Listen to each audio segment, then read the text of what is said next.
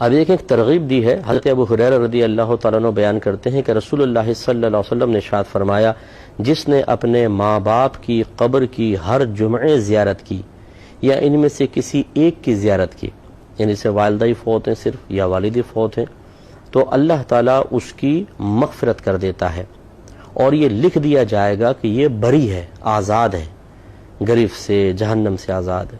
معجم الصغیر کے اندر یہ روایت بیان کی گئی ہے. اس لیے میں اپنے دیکھنے والوں سے گزارش کرتا ہوں اگر پاسبل ہو تو ہر جمعے اپنے والدین اور کوئی ان میں سے ایک فوت ہوا ہے تو ان کی قبر کی زیارت کیا کریں اور ان کے لیے وہاں دعائے بخشش و مغفرت کریں.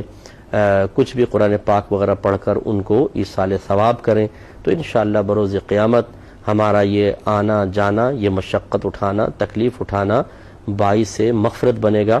اور انشاءاللہ پھر ہماری جو نسلیں ہیں، ہمارے بچے ہیں، وہ بھی چونکہ طرز عمل اپنے بڑوں کا دیکھتے ہیں تو کبھی ہمارا انتقال ہوگا تو یہ بچے بھی انشاءاللہ آ کر اسی طرح زیارت بھی کریں گے اور ہمارے لیے راحت کا سامان پیدا کریں گے.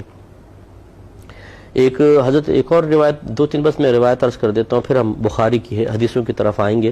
حضرت ابو ہریرہ بیان کرتے ہیں کہ نبی کریم صلی اللہ علیہ وسلم نے ارشاد فرمایا، جو بندہ بھی کسی ایسے مسلمان کی قبر کے پاس سے گزرتا ہے جس کو وہ دنیا میں پہچانتا تھا، پھر اس کو سلام کرتا ہے تو وہ قبر والا بھی اس کو پہچانتا ہے اور اس کے سلام کا جواب دیتا ہے. یہ تاریخ دمشق کبیر کے اندر یہ روایت نقل ہے. تو اس کا مطلب یہ ہوا کہ جب ہم قبرستان جاتے ہیں اپنے والد کی، والدہ کی، بھائیوں کی یا بہنوں کی قبروں پر یا دیگر کوئی رشتہ دار یا دوست جیسے ہیں تو وہ ہمیں پہچان لیتا ہے. اس کا مطلب یہ ہوا کہ اللہ تبارک و تعالیٰ نے مرنے کے بعد بھی احساس و شعور باقی رکھا ہے. یہ نہیں ہے کہ بالکل انسان بے حس ہو جاتا ہے، کیونکہ جسم تو بظاہر بے جان ہے لیکن روح تو ہے، روح تو فنا نہیں ہوتی اور اس کا تعلق کچھ نہ کچھ جسم سے قائم رہتا ہے. کیونکہ اللہ تعالیٰ کی طرف سے نعمت یا عذاب یہ روح اور جسم کے مجموعے پر وارد ہوتی ہے. عذاب دونوں کو ہوگا اور نعمت کا اثر بھی دونوں ہی محسوس کریں گے. تو اس لیے اگر جسم گل سڑ بھی جائے پھر بھی جسم کا ایک جزو ایسا ہوتا ہے جو مزید تقسیم قبول نہیں کرتا اور روح کا اسی کے ساتھ تعلق ہوتا. تو اس لیے معلوم یہ ہوا اگر ہم قبرستان جاتے ہیں تو یہ نہیں کہ مٹی میں مل گئے یہ ہمیں کیا پہچانیں گے، حدیث یہ کہتی ہے کہ وہ پہچانتے ہیں.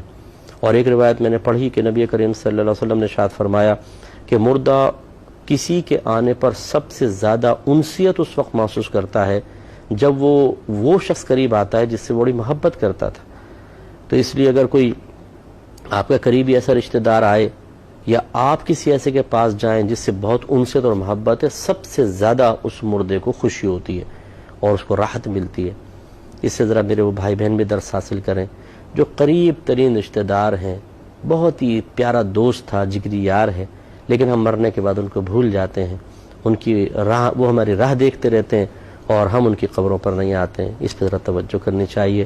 اللہ تعالیٰ عمل کی توفیق عطا فرمائے، آمین.